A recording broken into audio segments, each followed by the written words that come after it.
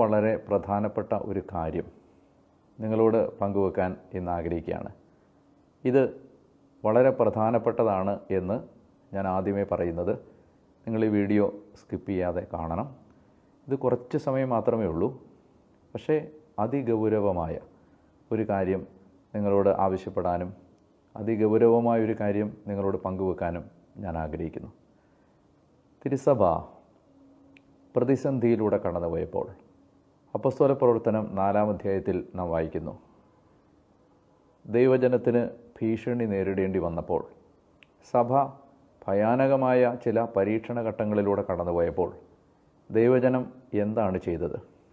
കൂടിയാലോചനകളോ മീറ്റിങ്ങുകളോ സഹായം തേടി മനുഷ്യരെ സമീപിക്കുകയോ ഉപായങ്ങളും വഴികളും മാർഗങ്ങളും ആലോചിക്കുകയോ ചെയ്യുന്നതിനെല്ലാം മുൻപ് അപ്പസ്തോലിക സഭ പരീക്ഷണഘട്ടത്തിൻ്റെ നടുവിൽ ചെയ്തത് അവർ ആകാശത്തിൻ്റെയും ഭൂമിയുടെയും നാഥനായ ദൈവത്തെ വിളിച്ചപേക്ഷിച്ച് പ്രാർത്ഥിച്ചു എന്നുള്ളതാണ്.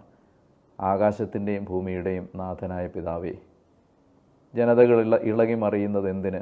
ഭരണാധിപന്മാർ കൂടി ആലോചിക്കുന്നത് എന്തിന്? അങ്ങേക്കും അവിടുത്തെ പുത്രനും അവിടുത്തെ മക്കൾക്കുമെതിരായി ജനം, അധികാരികൾ തിരിഞ്ഞിരിക്കുന്നു.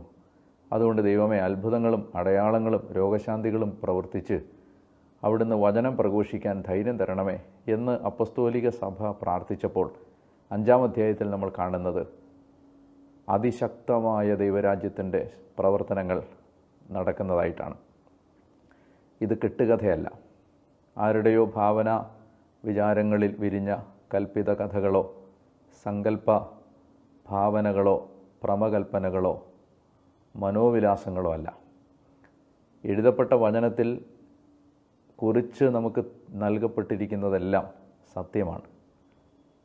അതുകൊണ്ട് തിരുസഭ വളരെ കഠിനമായ പരീക്ഷണങ്ങളിലൂടെ കടന്നു പോകുന്ന ഈ കാലത്ത് നിങ്ങളോട് ഏറ്റവും സ്നേഹത്തോടെ ഞങ്ങൾ ഒരു കാര്യം ആവശ്യപ്പെടുകയാണ്. ഒരു ദിവസം 10 നന്മ നിറഞ്ഞ മറിയം വീതം 10 ലക്ഷം പേർ ചൊല്ലിയാൽ ഒരു ദിവസം 1 കോടി നന്മ നിറഞ്ഞ മറിയമേ എന്ന പ്രാർത്ഥന തിരുസഭയ്ക്ക് വേണ്ടി നമുക്ക് കാഴ്ചവെക്കാൻ കഴിയും.